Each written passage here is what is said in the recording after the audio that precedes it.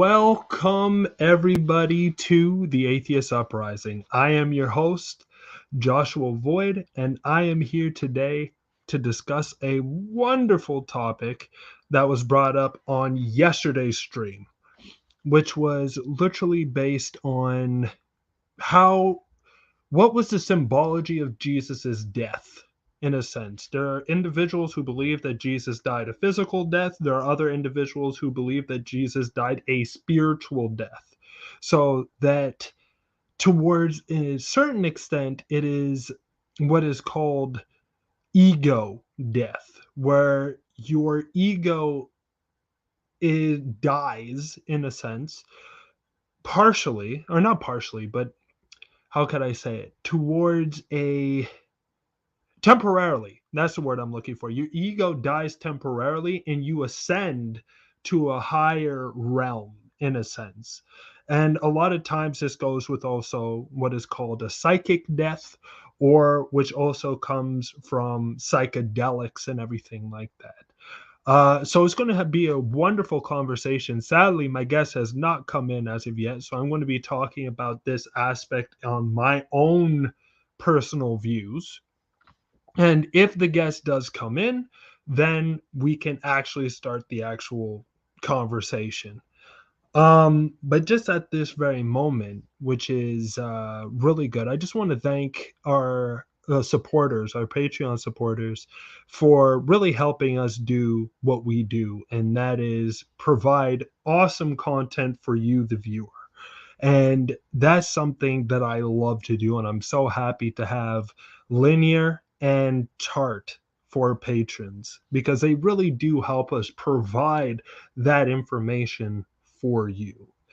And if you do want to support us, check on the link down below in the description and you will see our Patreon page. If you do want to actually come in and become a patron, it will be greatly appreciated. But still, just a sub and a like is good too. So let's delve into the conversation, or the single monologue, let's just say. Predominantly, when I hear individuals say, well, Jesus died a spiritual death, I say, where's this written within the Bible? Where do we see a spiritual death within the Bible? Because technically, if you read the Gospels, which are the stories of Jesus and his livelihood and his life, for instance, I do not see anything based on a quote unquote ego death. I see a physical death happening. He was crucified. That's the symbol that was utilized for believers, is the crucifixion, and to have the cross around your neck, because that is what it symbolizes, Jesus being crucified for your sins, right?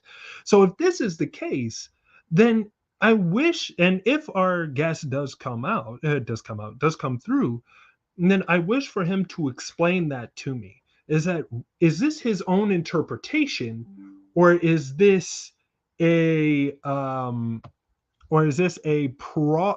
sorry about that, or is this a actual realization of what the texts are trying to say?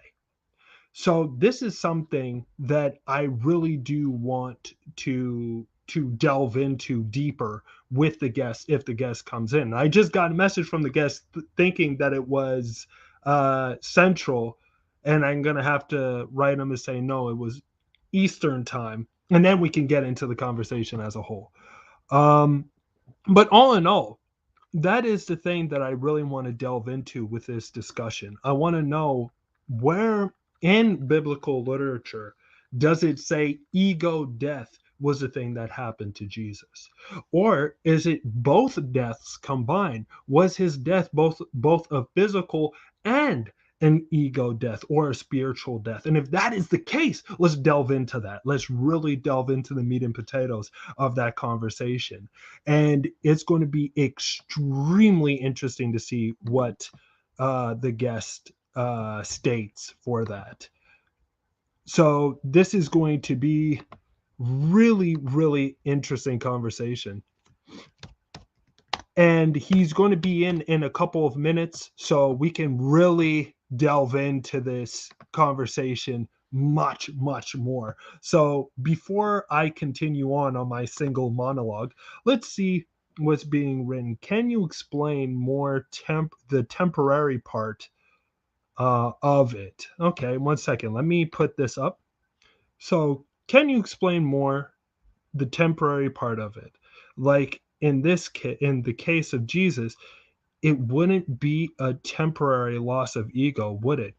I would actually agree with you, Linear. I think that it wouldn't be a temporary loss of ego in a sense, because if Jesus is God in a sense, and if we are going by God being transcendent or God being omnipotent, right? Then for me, I have a feeling that it is, how can I say it? I have a feeling that we're now dealing with God as a physical mortal being. And it seems, at least to me, that we're dealing with an inconsistency with what is divine and what is mortal. How could a God, even though God could do anything if he is omnipotent, but still, it just begs the question to me, how could this come to be? How could this come to pass? And so so let me jump into Linear's question. So I think where our guest is going when he's talking about a temporal or temporary death is that when one is then separated from the ego, or when one is separated from the self in a sense, it can be a temporary thing, which, for instance, because I've had a discussion with him before, and what he would say is psychedelics is that thing that gets you close towards that ego death in a sense. But the thing is that you come right back to your egotistical self in a sense. So the ego, or at least the way how I understand it, is based on the I, is based on the me, is based on what is the person who is speaking, what is their way of being, because everybody has thoughts about themselves in a particular way. It is just human beings. It's just the way that human beings are. If you're thinking that I am doing something, then you're not focusing on, you're more focusing on the ego than you are thinking about a transcendental, how could I say it, a transcendental way or form of being, because you're only thinking about what the I can do. However, if you are near death, like a near death experience, or if you push your body to its extremes, for instance, then what you will see is that the ego is supposed to be separated from the physical. And from there, it is temporarily free from the physical. And henceforth, once the physical is either brought back to life or the experience is done, let's just say with psychedelics, then the ego and the physical come back together again. Or at least that's what the certain literatures I'm reading about this subject matter before delving into this states it to be. Now, I don't know what the guest actually believes, so I don't want to put words in his mouth. I want him to come on through, and then after we can have that discussion, and he can let the you the viewers in on what he actually believes based on what he's stating about ego death. But that is what I'm getting. Okay. Thank you. Much appreciated. Okay. I can comply with the.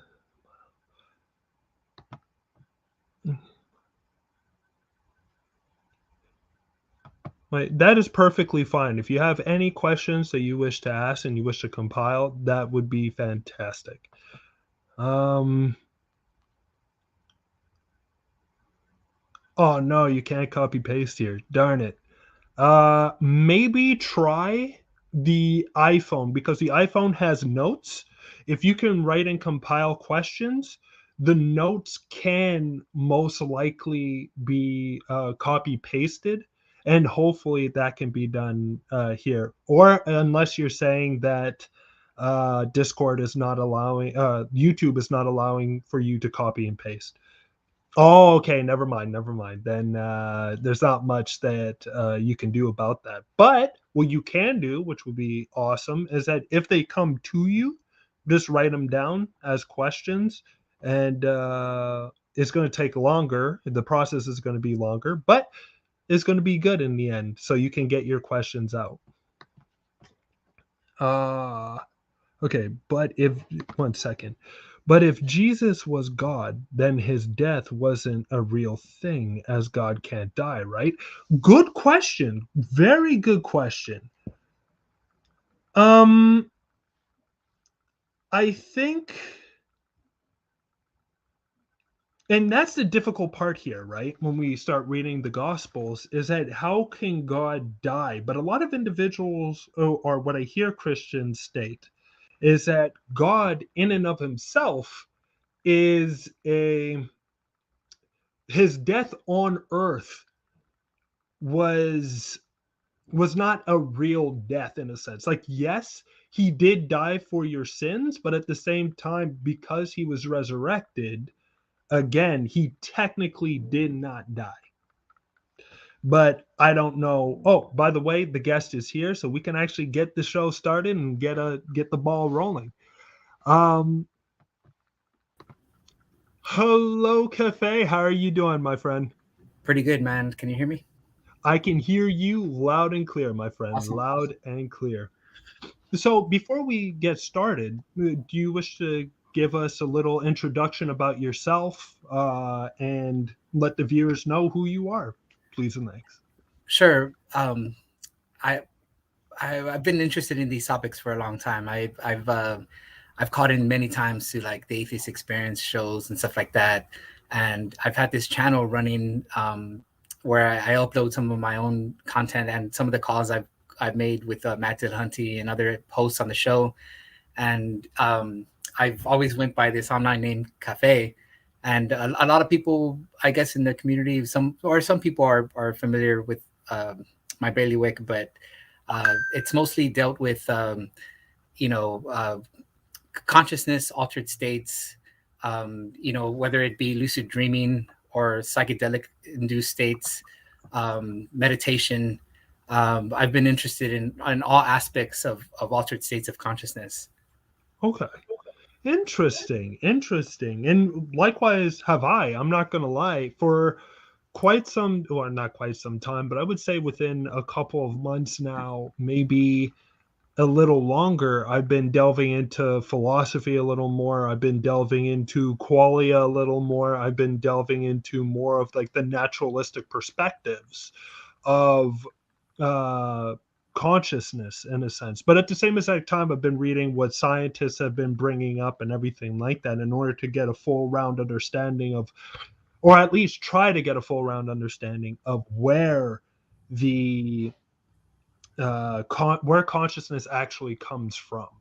And it's very interesting to delve into it because there's a lot of individuals that talk about the subconscious as being the actual driver of conscious experiences and everything like that. So I would really like to delve into that as well during our discussion. So when we are talking about, right? Because you're stating, or last time when you were inside our comment section, you were stating that how do you know if Jesus didn't die a spiritual death or along that front? Yes. Do you mind elaborating on that so that we can be on the same page? Sure. Um, I've been interested in what William James called mystical experiences, Right. and there's been a lot of research in that area. Whether it be, maybe you've heard of the Carmelite nuns that entered contemplation and they were studied by fMRI, or the Tibetan monks who entered meditative states and who were studied with EEG, or even at Johns Hopkins, there's a lot of research revolving around psilocybin and psilocybin-induced mystical experience inside volunteers.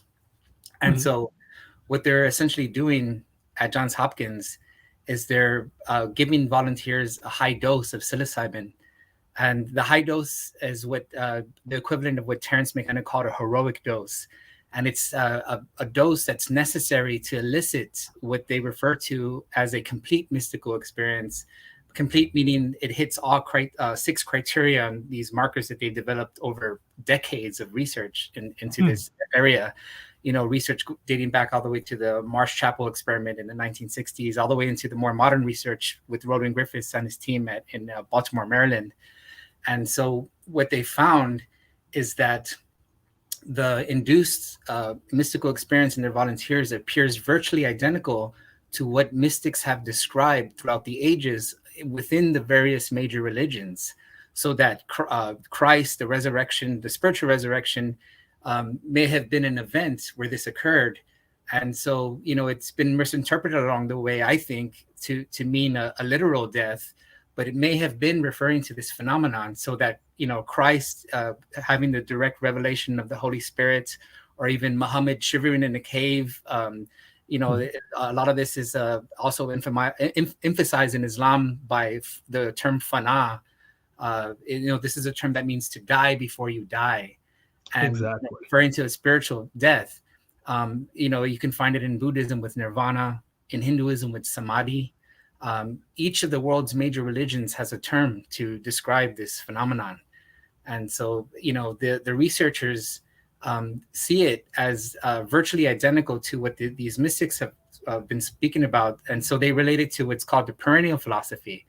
And the perennial philosophy is a perspective on the world's major religions that sees these mystical occurrences happening at the very core of all the world's major religions.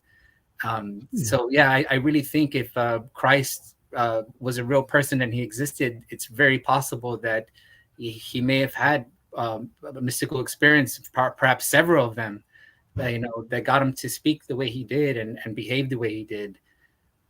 I would I would actually agree with that towards a certain a degree, because I think that there were certain things that people that were either taking certain substances, let's just say like like certain tribes within the Native American cultures that saw things or had what was called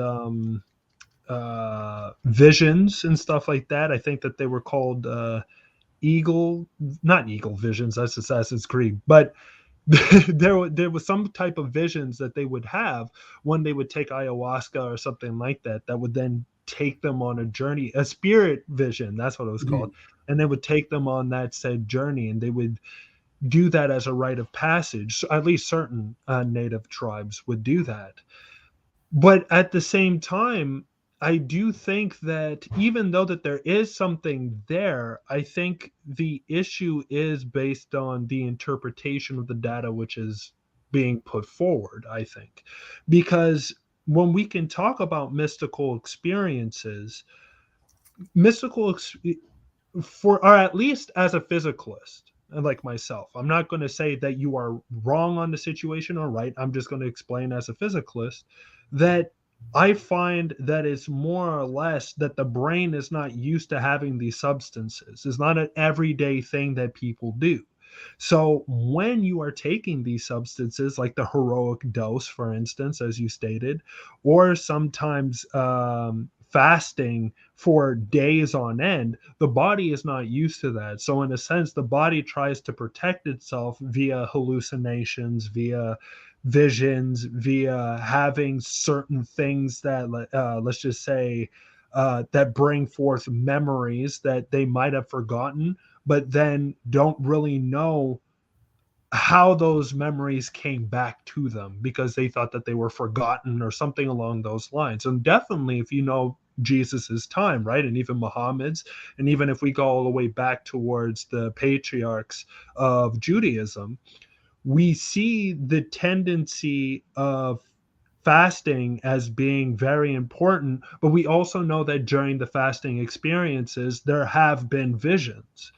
But we also know if you don't eat that much, you also hallucinate normally, right? Mm, So we have to look at what I would think is the evidential or the evidence, sorry, the evidence that's behind these experiences, and try to say, are these actual spiritual experiences, or is it only because a person has some sort of spiritual inclination that we call them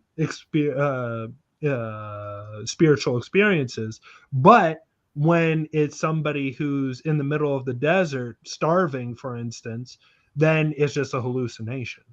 Like, I think that's where we got to juggle with that information and towards a certain extent. mhm. Well, are you familiar at all with Terence McKenna's stone date hypothesis? Um, I've read a bit, but I'm not going to say that I've read a lot. So if you want, please sure. explain. Let me see if I could condense it. Basically, he had this notion that it may have been our involvement about 100 to 200,000 years ago with psilocybin mushrooms that were when we were on the African veldt as when we were apes, when we encountered the mushroom, we developed a symbiotic relationship to the psychedelic that launched us into the human consciousness we know today, that we became self-reflective human beings because of that catalyst. And so, if that's the case, then it may be that, because I don't know if it's really a protective thing in the brain. It may be that the brain is set up to have these experiences. I mean, even at the research in Johns Hopkins, they say that these are biologically normal. This is a biologically normal phenomenon. And, they even speculate that even in the case of fasting or in meditation, what may be happening is a release of endogenous DMT, which our own bodies produce naturally, and the whole reason why psychedelics have such a profound effect on consciousness is because our receptors are basically set up to like a lock and key fit with these compounds. If you look at psilocybin, if you look at the chemical structure, I don't know if you've seen those hexagonal chemical structures. Yeah. If you compare psilocybin to DMT, they almost map twin-like to each other when you put Hmm. them over. So they're very congruent in their chemical structure. Or even when someone vapes DMT, if they don't take it in the form of ayahuasca and they vape it, it's very rapid. It lasts 5 to 10 minutes. And it kind of gave Terence McKenna the idea that, the body knows exactly what to do with this. It wouldn't be so quickly metabolized if it didn't. And so I think it may be part of our evolutionary biology, uh, relative to our receptors and how we react to these compounds. It may not be because I've heard the theory that it may be a defense mechanism as well. Mhm. That when you're dying, your DMT is released to help you in the process of death as a kind of defense mechanism. But I think these things really need to be studied more, and they are being studied. If you're paying attention to any of the psychedelic science out there, they refer to this whole phenomenon of psychedelic research blowing up all over the world as the psychedelic renaissance. And Mm. so, yeah, there's research going on right now, not just at Johns Hopkins, but in the UK, in California. There's psychedelic research pretty much blowing up all over the world right now. No, don't get me wrong. I'm not saying that it's not something that is, how could I say it? That Innate. our brains do not necessarily, yeah, innate. Thank you. That it's not necessarily innate. But what I am thinking about, for in certain cases at least, is that when we are looking at DMT, or when our brain releases adrenaline, for instance, we have the tendency, right, to want to think, or let's just say, for instance, if we're looking down a dark alley and something tells you that, you know what, don't go down there, we have a feeling that something is interacting with us, something otherworldly is interacting with us. But I feel that there's so much not known about the subconscious as of yet that we can't necessarily lean one way or the other in a sense. And if we really want to be, and just like with me being a physicalist and everything like that, let alone a naturalist, I think that, well, we need to look at the naturalist perspective first before we can even jump to conclusions to any type of spiritualist phenomenon. Now, that doesn't necessarily mean that the spiritualist is wrong based on their analysis. I'm not saying that at all. But I think that it might be a bit of a skip and a jump ahead of the actual research which is being done. And I think that before anybody should have any statement on thinking that something is or is not a spiritual experience, we got to look at, as I stated, the phenomena as a whole and look at phenomena from individuals that are believing that they're seeing water from a hallucination, or somebody who's having a spiritual experience that believes that there's some sort of transcendental self or transcendental or ego death, for instance, that is out there in a sense. Now, that doesn't mean that I don't necessarily agree with ego death, but I find it very hard to comprehend it in a way because the you is still there. You are experiencing the phenomena which is around you. So the ego is also taken along on this trip or on this ride. As soon as the I has a tendency to transcend, then that's where we no longer have the I. But a lot of times, whenever I hear people talk about these experiences, they always talk about the I. Now, you could say that it's based on the way that we speak, and that is true. But the reality of the situation is that if you were experiencing this, then the ego, which is the I, is still experiencing the phenomena before its very eyes. If that makes any sense. I can try to tackle that, man. I think it may just be a semantic issue here because, you know, even when these researchers use a term like mystical experience, they're not referring to something like supernatural in the sense of like defying the laws of physics, you know, and they will use mystical interchangeably with religious or spiritual experience. And so, you know, we have to, I mean, it's unfortunate that we kind of have this language that sounds airy fairy, but that they definitely don't mean something airy fairy by it. It's just that they have to label this phenomenon something. Unfortunately, this is the term that stuck, William James terms, mystical experience, and a lot of people do get connotations that, you know, this sounds like something supernatural in the sense of, you know, like I said, like define the laws of physics. But even the researchers emphasize that this is a biologically normal phenomenon. You know, this is something that's completely natural to human beings. And so I think the issue might just be semantic in that people invoke maybe spiritual in a sense that they may not be concretely using it in. And there was another thing you mentioned that I wanted to address.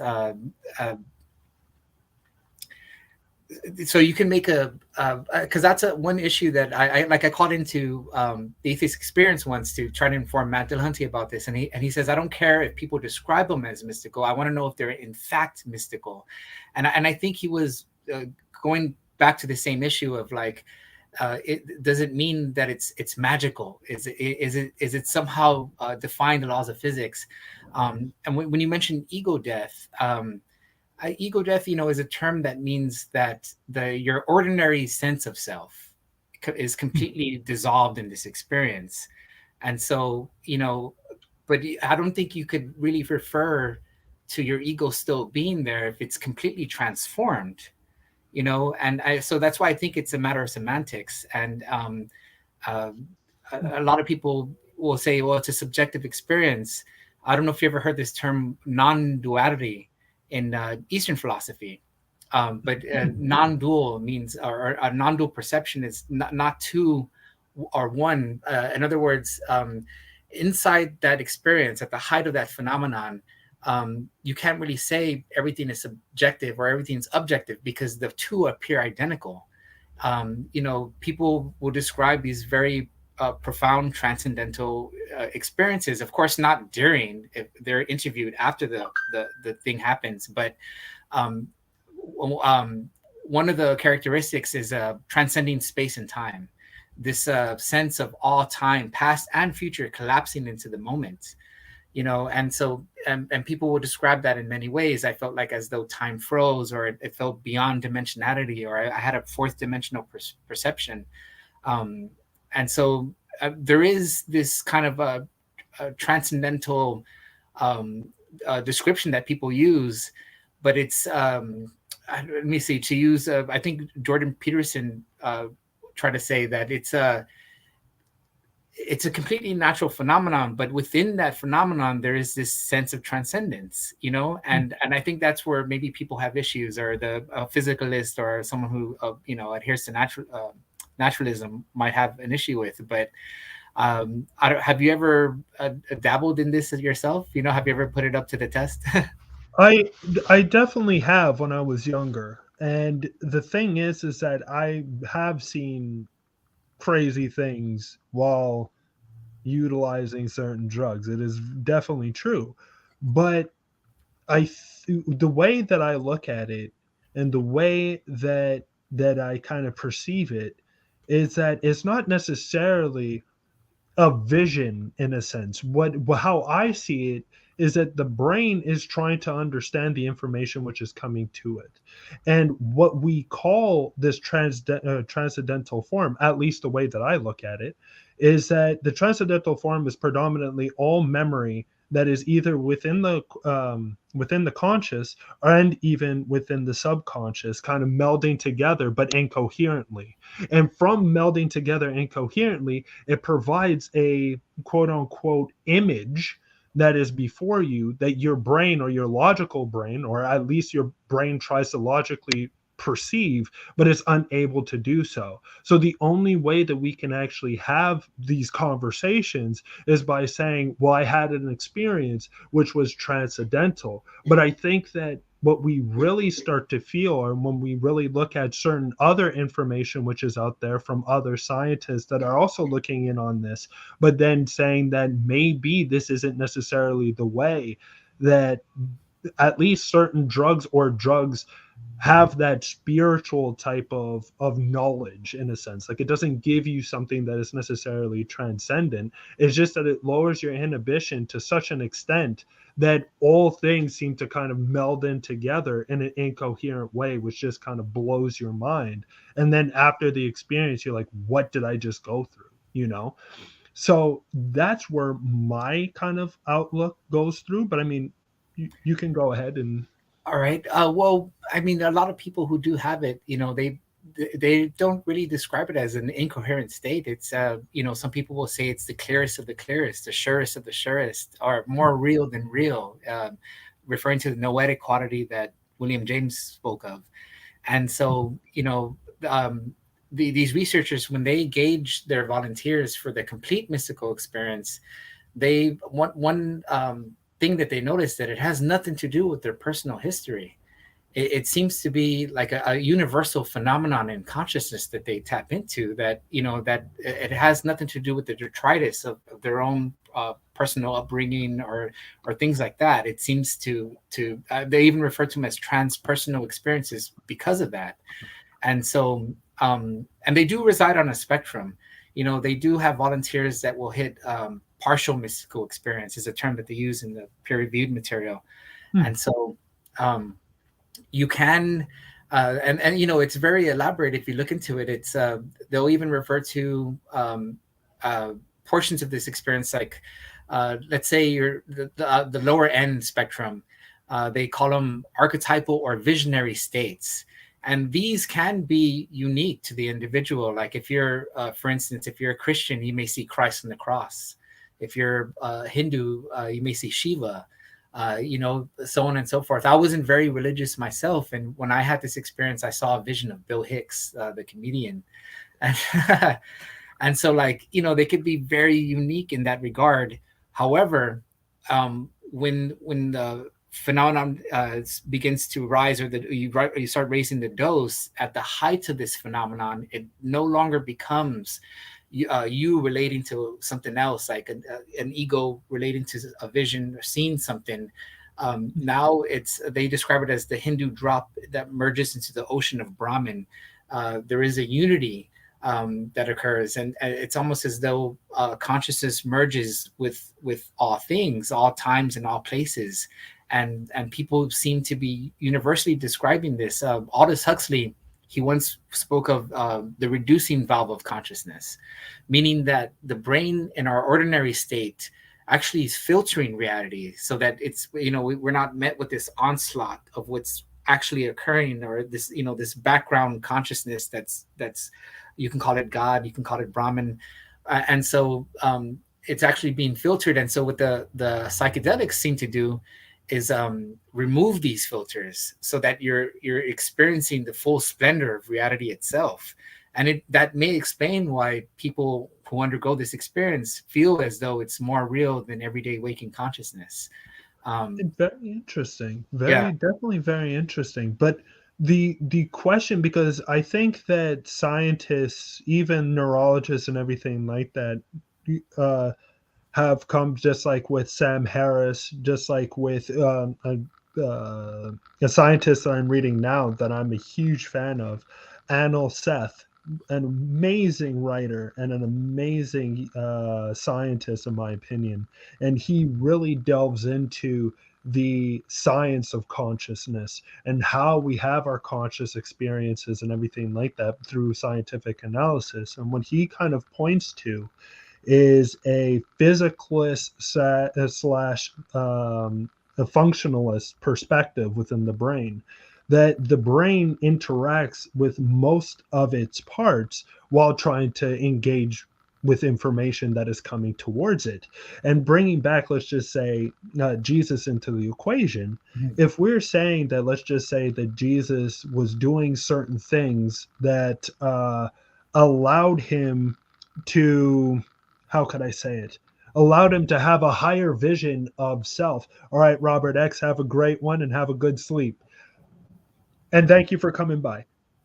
If we are looking at this, let's just say the death of the ego, for instance, what this could possibly be is a subconscious experience, because a lot of times it's extremely difficult. Even scientists today are having a hard time of understanding what the subconscious really is, in a sense, and what allows it to function in the way that it does, and how it kind of tickles the intuition of the consciousness in and of itself in order to give rise to our perception, in a sense. And that's why the thing that I think happens is that when you push your body to such a limit, right? Because as you say, it is called a heroic dose for a reason. It's literally pushing your body to the maximum extent that it can go, towards a certain extent. And if this is the case, then it's understandable, at least to me, how the body kind of seems to, I wouldn't want to say restart, but it kind of puts itself in rest mode. And when it goes into rest mode, then everything seems to be clearer. And my father explained this when he had a car crash, for instance, and he was saying how he was coming in and out of consciousness, how he felt this warmth, how he felt this feeling of happiness and serenity while he was coming in and out of consciousness. And again, just like how you stated, even though that there have been statements based on the defense, how the brain defends itself, I think at the same time it's not necessarily the brain, or it is the brain, but it's the subconscious of the brain which is there in order to relax you in your final moments and stuff like that, because you're pushing the body to such an extent that it just can't go on any longer. It can't do that extra push. And then all of a sudden you hit it up once more and you're like, wow, what just happened? And I think that's exactly what that spiritual experience is. Now, as you stated, as people are looking into it or whatever, we're starting to see at a lower doses that people actually put the faces of the things that they believe in. But the higher the dose, the more that it becomes a transcendental experience. But the thing that I'm wondering is that the transcendental experience is something that nobody can explain. Like I have a feeling that people are stating things that are relatively how could I say, ambiguous when it comes to that experience because it's hard to explain. And that's what I mean by incoherency of thought, because it can seem in a way that these individuals have been going through a spiritual experience, but because they can't recollect that well, and it seems like the thing is it blew their mind, that experience that they have. That's what I mean by incoherence of thought. It's not necessarily that the thought in itself is just flashing random images at them. It's just that the experience is so awe-inspiring that they feel this need to call it either spiritual or something towards that extent, but there's a naturalistic tendency to it. That's what I mean. Yes, I mean, I really don't separate spiritual from naturalism. I kind of see a congruence between the two. And what Terence McKenna once said, I don't think it's people are necessarily being incoherent. Terence noted that it's not that the experience can be detailed and explained in words. It's that it cannot be told, that it defies description itself, that it seems to be transcendent of our means of language, because we think of language, we describe things in tense time. I did this yesterday, I'm going to do this tomorrow, but that in that state there is no such thing as tomorrow or then. It seems that it's all occurring simultaneously, and I think that's why people have such a hard time putting it into a verbal context. It's that if it could, once it's transduced to the word, it kind of takes away from the full splendor of the experience. I think the very point is the experience in and of itself. The only way to truly understand it is to undergo it for yourself. And there's mystics, there's theologians in history. Simeon, the new theologian, he emphasized what he called theoria. In Eastern Orthodox Christianity, this was the term, for the direct vision of God. And he felt that every human being should undergo it, that it's necessary to one's spiritual and mental health, and that we all have the potential to it. And it's very similar to what the Buddhists are saying. And if you look at the Diamond Sutra, or even in Buddhism, there's they believe that all sentient beings have the potential to experience nirvana. And and so nirvana, I mean, you can read descriptions of a mystical experience, but reading a description will not give you any insight into what's actually occurring in that state. I think the only way to really approach it is to have it for yourself. And it may be that everyone does that, if they don't have it in the midst of life, it may be that it awaits them at death. I mean, it could be the case, right? And as you stated, the number one way in order to go through with it is to experience it themselves. But at the same time, I have a feeling that that in and of itself is a dangerous experience as well, because you must push your body to such an extent in order to gain that amount of knowledge, in a sense, that you can have people actually taking themselves out, in a sense, maybe not necessarily wanting to, but because they're trying to reach this form of nirvana, literally having a suicide, in a Yeah. sense, though it's not intentional, but that's all they want to do is get to this one state. And I think that it's not extremely dangerous, but I mean, it needs to be done with supervision around, rather than people just trying different things out and seeing if it works. But let's just go back to the Jesus situation. So when we look at Jesus, for instance, you're saying that he might have had certain experiences exactly like this, right? That Yes. he might have had these type of um, ego death experiences that allowed him to kind of interact at least with some sort of higher transcendental reason for life, in a sense. No, yes, I mean, I don't know if you've ever taken a heroic dose for yourself, but one thing that I recall, I've made it. I was influenced by Terrence McKenna when I Mm. was 23 to try this out. I'm 36 now, and so I've been thinking about it for a very long time, and ever since that point, I would always challenge myself to do it every year after that. So I would go higher and higher. I think the highest I've ever took was 13 dried grams of psilocybin mushrooms, and yeah, which is Jesus. I don't know if you've heard of Kalindi Ii. He advocates between the 20 and 30 dried gram range, which is even more intrepid. But um, when I first approached it, I did take Terrence McKenna's advice to do the 5 dried grams, and I guess at the time I didn't have too much of an ego on me at 23, so it was easy to obliterate it in that experience. And one thing I do recall is having this experience of what I could only describe, what Christians describe as agape, as this infinite, unconditional love for all people and things. And, it's Mhm. just permeated everything. And so, I think if Christ did engage in these experiences when he would go into the prayer closet, whether he was inducing it naturally or perhaps taking psychedelics. There is a speculation. I can't recall the author's name right now, but he wrote a book on the speculation that the Eucharist may have been some sort of psychedelic. Yes. Yes. Okay. Yeah. I know exactly who you're talking about. Okay. Mhm.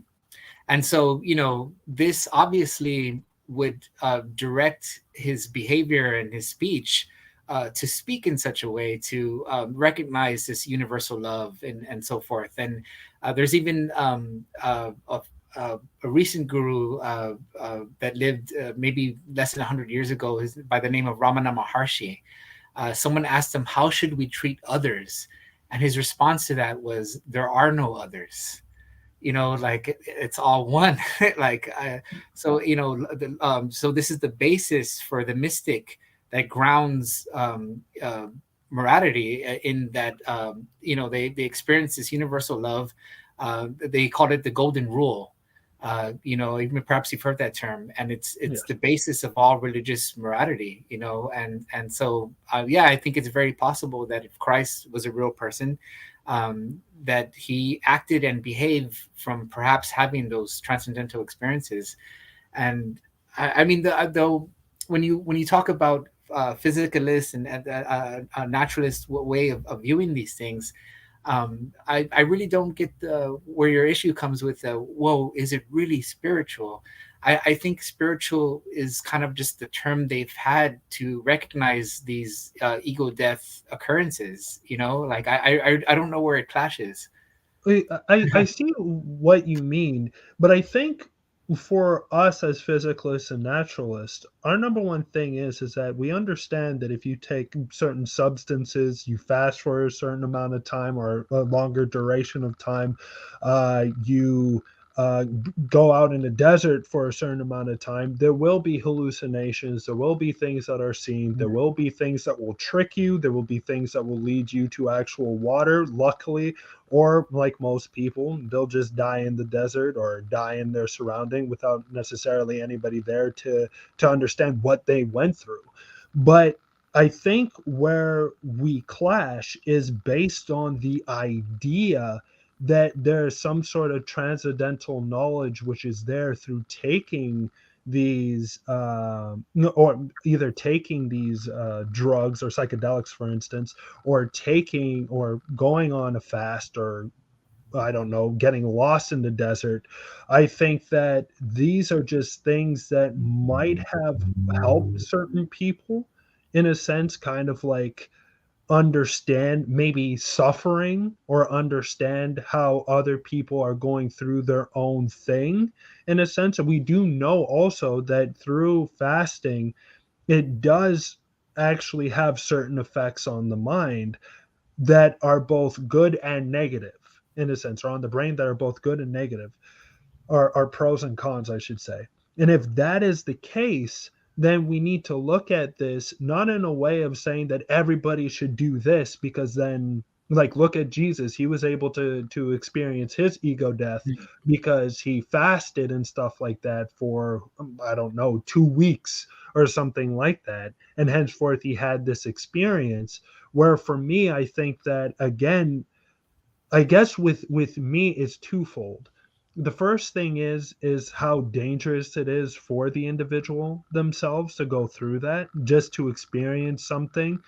Or actually, it's threefold. First, to go through that. Secondly, to want to relive that again, which then allows them to keep pushing the doses, which can lead them to overdose, which is very dangerous in my opinion, at least.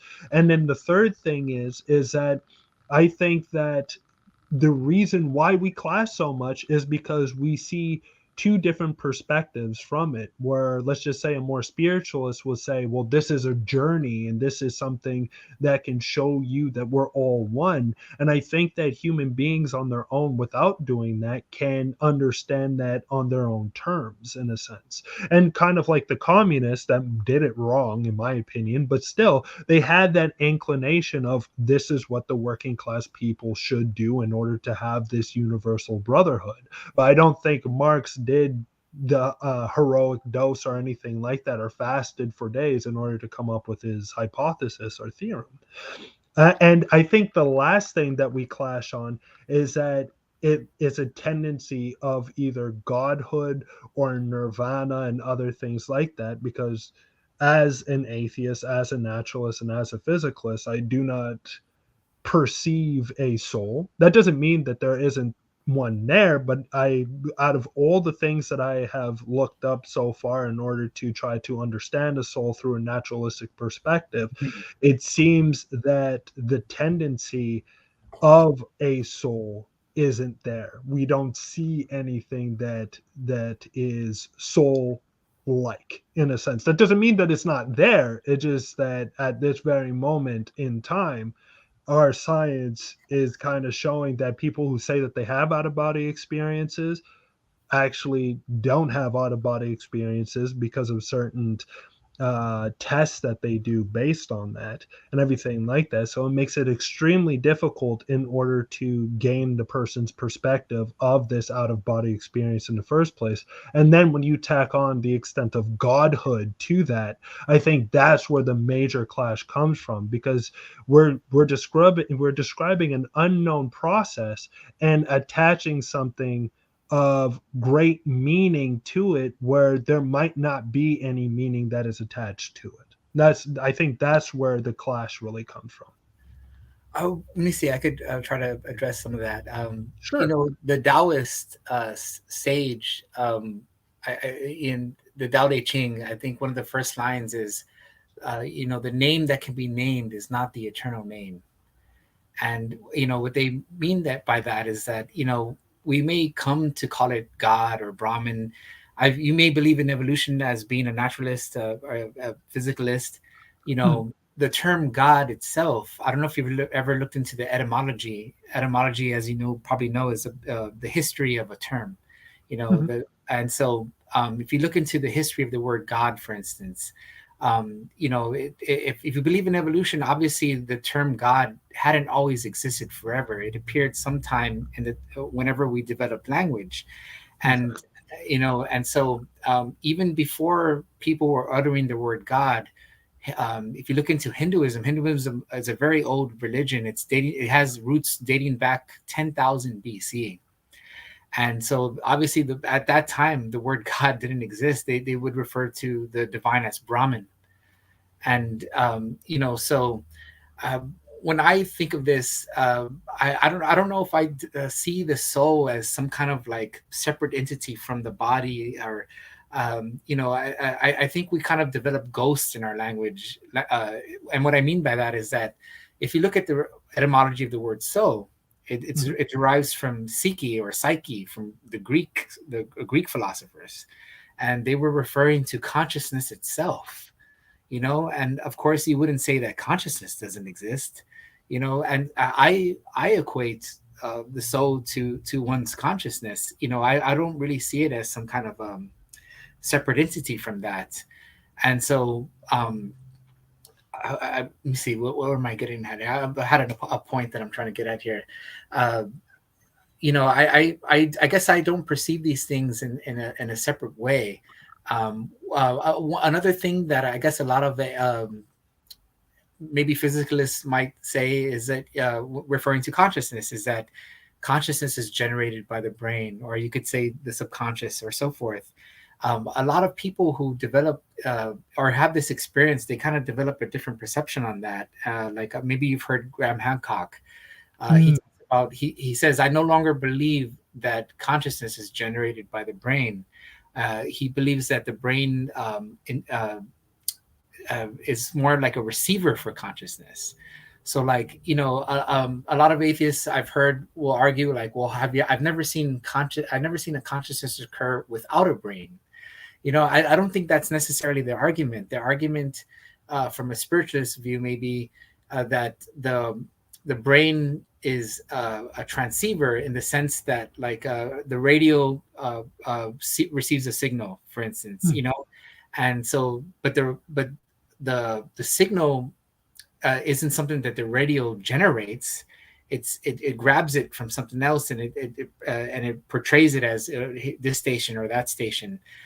So that, let's say, you may hear uh, physicists talk about many worlds theories, or that in this very room right now that you're sitting in, there's the universe where Hitler won the war, where dinosaurs never died, and they all exist simultaneously in the very room you're sitting in. But your brain is tuned into this universe, so it's like a signal that's receiving the perception from this universe. And so, that's one difference. So, like, you have in one model, like, maybe that a physicalist might adhere to, where consciousness is being produced by the brain in the same way that a factory produces cars. And so, like, if you destroy the factory, then you destroy the cars being produced. Whereas mm. in this other model I'm talking about, the brain is more like a transceiver, like a radio, where if you destroy the radio, the signal is still there. That is very interesting perspective. But for me, or not for me, but I think that the more that we look at the science behind because that's the thing, I am not a neurologist, I'm not a psychologist, nor Or am I neuroscientist. a right, a psychiatrist. So the situation is that we kind of take our own perspectives based on the things that we read, right? And we take the perspectives based on individuals who say that they have the knowledge on the subject, and then we kind of mutate it into, and everybody does this is not just a theist thing, it's an atheist thing too. Everybody kind of puts that knowledge into their own subcontext in order to kind of bring it into either debates or conversations or whatever the situation may be. But I think the one thing that we need to do, because consciousness is such a difficult topic to discuss, and definitely with the people who have the knowledge based on consciousness can't necessarily get it pinned down that much.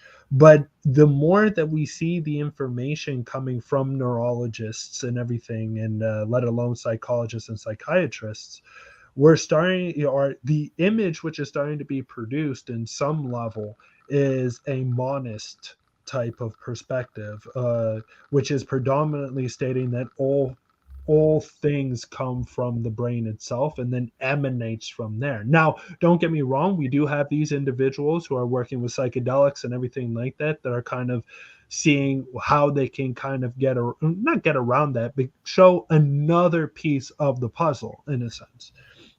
However, the one thing that I do think is that consciousness in and of itself is such a difficult discussion to delve into. And even if you start delving into qualic experiences and everything like that, there's so many people with so many varying ideas that we can't necessarily pin down one idea as being 100% correct. But we can take from all other types of sciences that are out there in certain philosophies and try to match it with the scientific evidence. So a lot of things that I like to say is that the metaphysics need to match the physics in a sense. Mhm. And if the metaphysics is against the physics, but there doesn't necessarily seem that the physics is incorrect based on at least the amount of information that it has now based on certain aspects, then maybe the problem isn't necessarily the physics or the physicalist perspective. It may also be based on the metaphysics is just incorrect based on how we perceive things and everything like that, because we also know our perception is not 100%, and that a lot of the times we are left in the dark with a lot of things that we perceive. And that's why people can see a variety of different things, just like with color, for instance. And that's why, if we again get back into the Jesus situation, I feel that with Jesus, he might have believed himself as being transcendent because he did these things in order to have this higher, or he believed a higher experience than all other people that were around him, and believed that he had the right notion or the right way of doing things. The problem that I get to, because you might be right, and it might be written incorrectly within biblical context, that maybe Jesus did go through just an ego death and he actually didn't die at all. Who knows? Because that's the number one thing. The Romans would have written about that, of a Jesus figure that was that powerful, even in Judea, causing all these problems, that he had to have a governor literally decide his own death. Mhm. That there would be something written by the Romans. Sadly, there was nothing written by the Romans until 200 to 300 years later.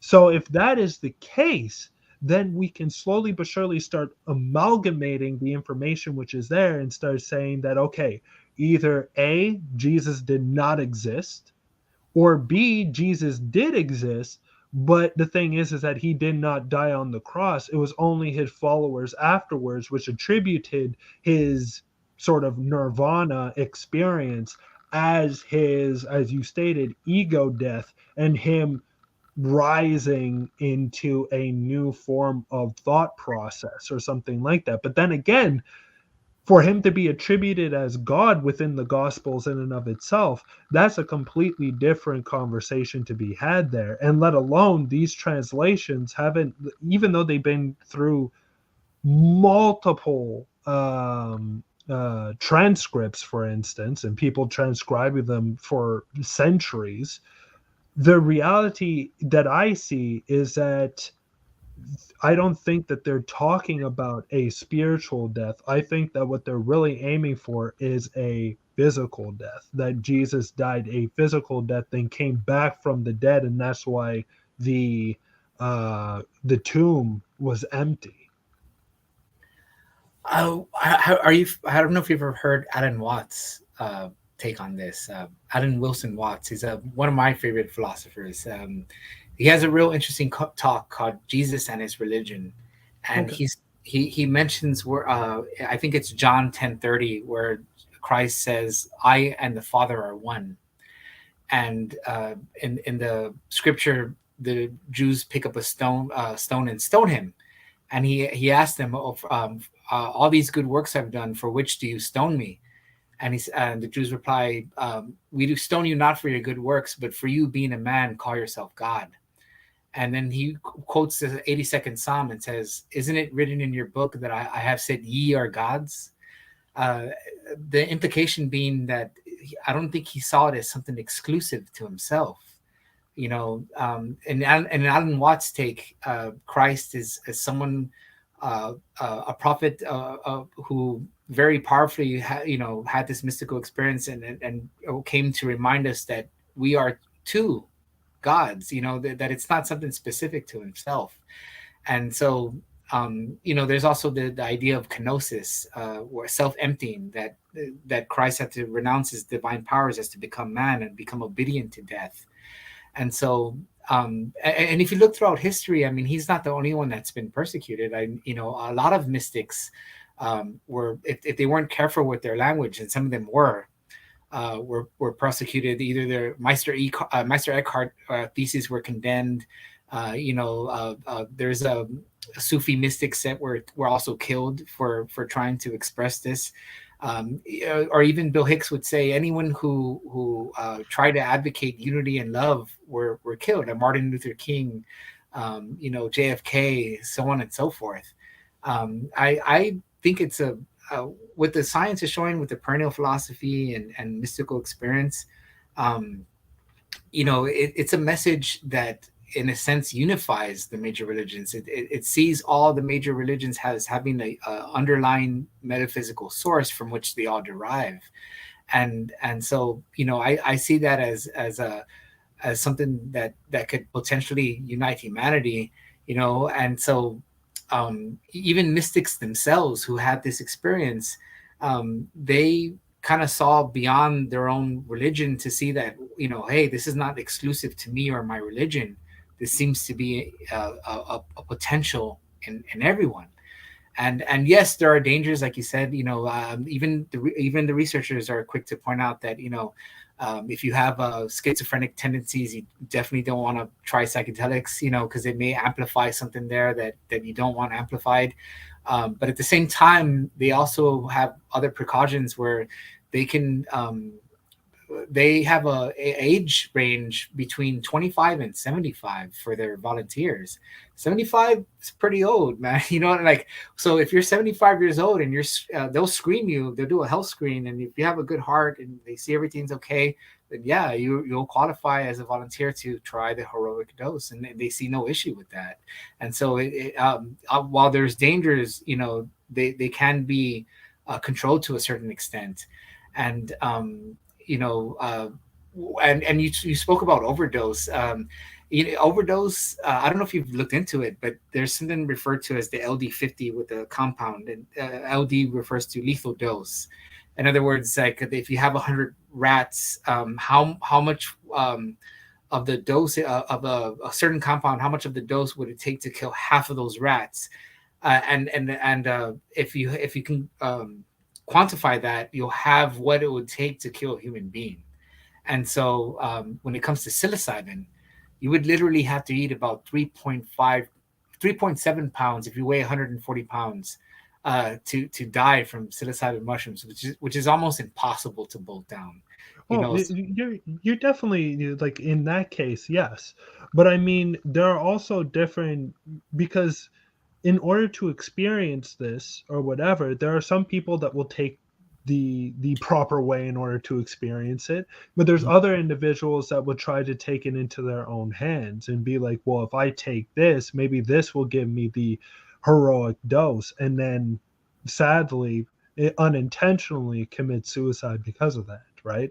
So we got to be careful based on the information which is being put out there and say that you got to be within the right circumstances and at the same exact time have the right professionals around you in order for you to provide or at least to delve yeah. into this heroic dose, at least, you know. Well, no, And- what I'm saying is that um, I'm talking about 3.7 pounds of dried material. Like like okay, okay, we're okay. comparing like 5 dried grams to 3 points. You got to remember, there's 144 grams in 1 pound.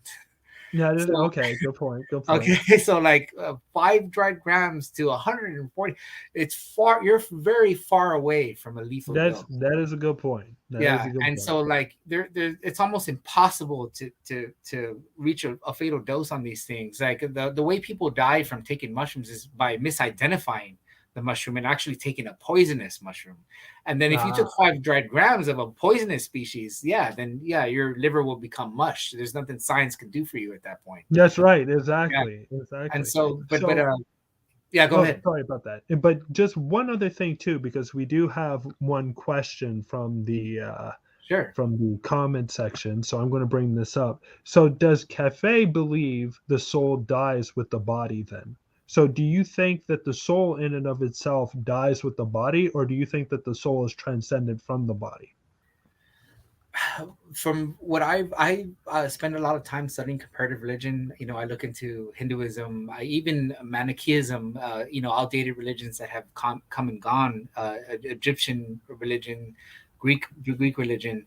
A lot of what they seem to say is that consciousness returns to whatever higher dimension it came from in the first place. That the soul. Terrence McKenna had this funny quote. He said, human being, people are so alienated from their own soul that when they finally greet their soul, they think it's from they think it's from a different star system. Like, but so I mean, the soul, even in these psychedelic states, consciousness at the height of these experiences seems to be something indestructible, something infinite, eternal, that cannot go away. And you talk about God. When you have these high dose psychedelics, what you're basically witnessing at the height of this phenomenon is consciousness with no boundaries, of time, of space. It's just, and that's what I perceive as what people may have called God. Is it's a consciousness where there are no limits. That's what people seem to express when they enter these states. That's when they talk about the transcendence of space and time, or the transcendence of the limitations of their body. And so that uh, that may be where the so-called signal of what Graham Hancock talks about is emanating from. Even the Greeks, if you look at the work of Plotinus, the philosopher, Greek philosopher, he said, all of reality emanates from the one. The one is a kind of this all-encompassing. It encompasses every permutation and possibility that can manifest in the material world. And so, like, what we experience is a mere slice, a mere blip of that all-encompassing potential. And so, if that's related to the soul, then I think, just like I said, I mean, if the brain dies, that doesn't mean the signal goes away. The signal is still there. Like, Right. he'll say that we wear our bodies like clothes, like, like you're not uh, a human being having a spiritual experience. You're some type of spiritual essence being entrapped in a human being. Like, it's seen from an opposite direction. But that's the thing that kind of confuses me though, because if it's the other way around, then the essence, or let's just say the spirit, the essence, Mhm. the consciousness of that particular individual, which is now entrapped within this node, which is called the brain, let's just say, or Yeah, this signal, the complications of that slowly but surely start to really surmount the reality of that, and towards a certain extent, right? Because a lot of times within science, when we look at certain things, is kind of like things, even though that they are hard to explain, if it has a sense of simplicity to it, then it's not that it's correct, but at least we're heading on the right and proper track in a sense. Mhm. And when we look at something that is more of a monist perspective, right, of the brain and of consciousness in and of itself, we can slowly but surely start to see that the understanding that the brain in and of itself is supervenes on other things, which are predominantly based on what you're interacting with, rather than, let's just say, being trapped by something, somehow being trapped within a physical object, and then only can be freed once the physical object is dead, in a Yeah, sense. Really does seem now, even though it seems counterintuitive, doesn't mean that it's incorrect. It just seems counterintuitive to at least knowledge, and at least to something that is non-physical, to be trapped within a physical prospect is really something that we got to sit and really discuss even more, in a deeper sense, yeah, than just saying that this is the reality. And then slowly but surely, as we start to unravel it, it's like, wait a few seconds, how is that? And then after, it's like, well, I don't know. And it's like, okay, that's cool, neither do I. But if we're looking at it based on supervening, in a sense, we can slowly but surely start to actually ascertain that consciousness is based on the experience of the physical world, and our interactions with that in physical world that constantly just builds up over time, in a sense. Where if you're saying that consciousness is something that just comes in, gets entrapped by a brain like state, for instance, and then is only relinquished from that brain-like state once the body dies, there is something, because there seems to Yeah. be Well, something. I are you familiar with? I don't know if you've ever looked into Eastern philosophy, like Hinduism. They speak of this. They say that the Brahman, which is that all-encompassing divine source, that is eternal. They it's they often talk about timelessness, or that it's immutable, that it's frozen, and the reason they mention this is that the Brahman uh, uh, is like the Godhead that's in its dream state. It dreams that it's every single entity. It dreams that it's you. It dreams that it's me. It's the grasshopper. It's a tree. And but when that dream is over, it awakens to what it truly is, which is the Brahman, which is all things in all times and all places, which is it always was. It's eternal. It's frozen in that sense.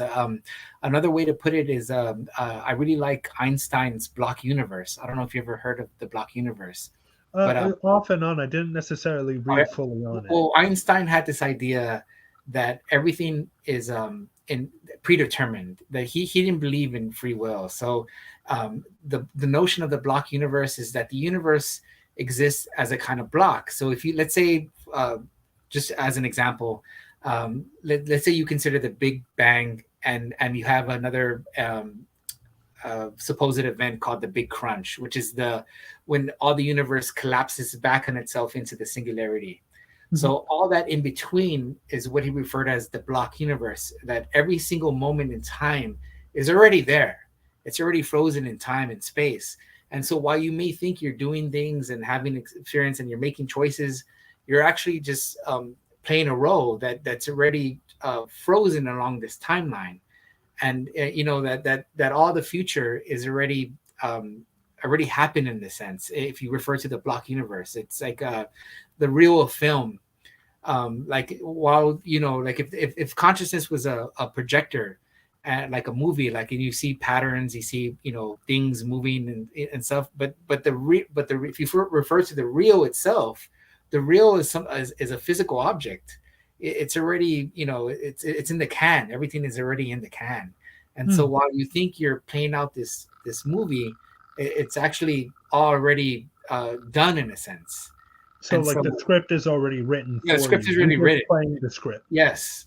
Okay. And you refer to this as the block universe. I also have a friend. His name is he goes by Max Freakout, and he adheres to Michael Hoffman's ego death theory. If you go to egodeath.com, he expounds this theory where he believes that taking psychedelics, the high dose, actually gives you a vision of where your consciousness transforms essentially into the block. You become the block. Like everything is there. It's all containing all. And so like and you're the block for a temporary amount of time, and then when the experience is over, you return to your egoic self, this ordinary experience that we're experiencing right now.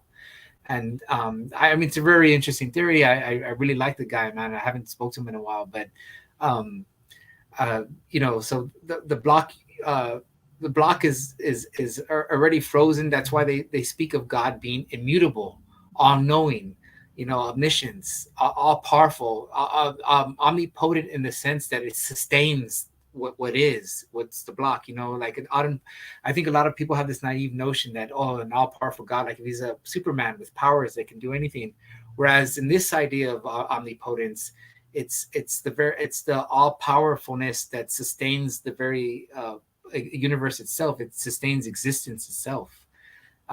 That's an interpretation of omnipotence out of this description that I'm putting out here. You're gonna add something. that is. Oh, you wanted to add one more thing? No. Go for it. Okay, because that's one thing, and I do want to get into that. And if you want to be a guest again, we could definitely get into the actual block universe and really delve into that subject matter. Mm-hmm. It's just because I love the conversation we're having now, but it's already we're 20 minutes above the time that I mostly end the show. Okay. All right. But I think that where we brought the conversation today I think it's very interesting, and I would love to have a part two to it in the future if you do want to come back on. Yeah, I'm down, man. Hell yeah! I was really glad that you called me here. I was a little late because I thought I was going by 9 Central. I didn't know that it was happening right away. So like, I No just got home. worries, man. No worries. It's perfectly fine. So just like next time, if you want, we can continue the conversation where we left off, and I'll change the name in a sense to about talking about consciousness because that's predominantly what we discussed today. Mhm. So I don't mind that. I can easily change the name of the YouTube thing and also of the thumbnail. So that's fine. And we can continue on that said conversation in the future whenever you're available. And then we can talk about the block universe and omnipotence and everything like that, because I have a couple of things to state about omnipotence in a particular way where I think it's not as consistent as even in that model is not Mhm. that consistent in a sense, because I think that it's actually limiting God's power by stating that that is the extent of omnipotence. Because if the block universe is the only universe, then we can kind of start to actually have that discussion. Yeah, But if there are other universes which are out there, then the block universe in and of itself can only be describing that one universe, but not all yeah. universes Well, that yeah, are. that's why I mentioned the multiverse last time. Like you could, if you really want to advance this block notion, block universe idea, then it's multi-block universe. Like they're all, you know what I mean. Then you have no limits.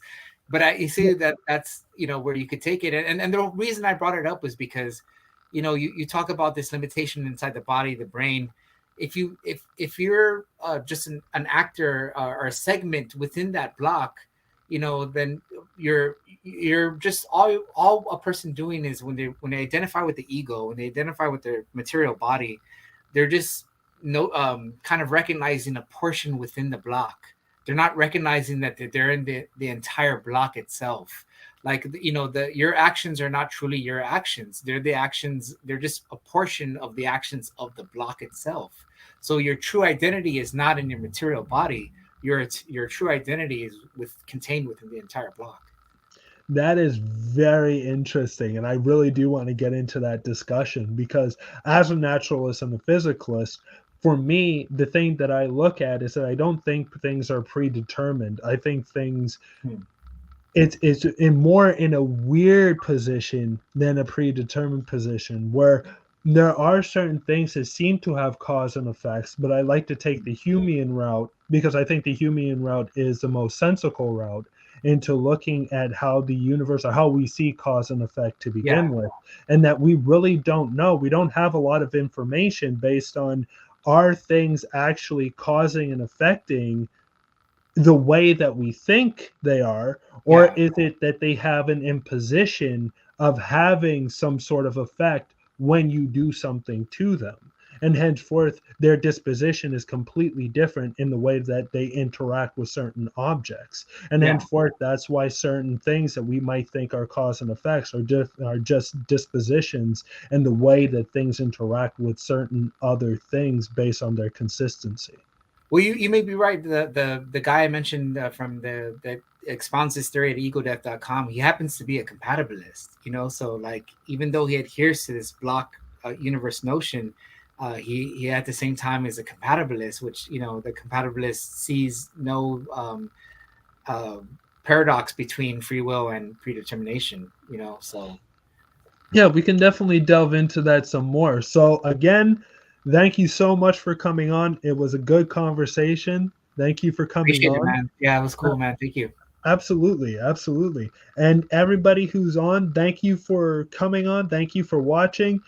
I do apologize for the name on the description because we will change that into the right name in order to talk about consciousness and everything like that and ego death in and of itself. And if the cafe wishes to come on again, we will then continue the conversation about consciousness and really start delving into it a little more. So thank you all again for coming on through. Also, I would like to thank our Patreon supporters, Linear and Tart, for helping us do what we do, which is have great conversations like the one we did tonight.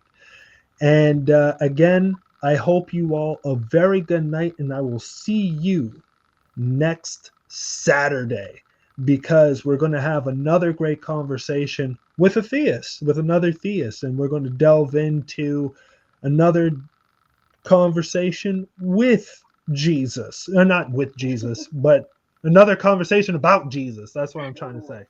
So, anyways, again, thank you all so much for coming on through. Kafei, thank you again. And I will see you all next Saturday. And I have the wrong brand right there. All right.